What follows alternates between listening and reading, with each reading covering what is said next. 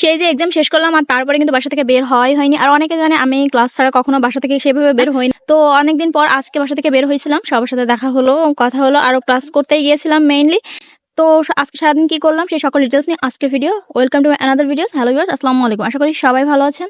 তো এই তো আমি সকালে উঠে গিয়েছিলাম তাড়াতাড়ি করে, যেহেতু ক্লাস থাকে 12টায়, সেজন্য তাড়াতাড়ি করে উঠে আমার ফ্রেন্ডের সাথে কথা হলো যে কখন বের হবো না হবো, সেটা ডিটেলসটা শুনে আমি উঠে ফ্রেশ হয়ে নিলাম। তারপরে খেতে বসে গেলাম সকালের।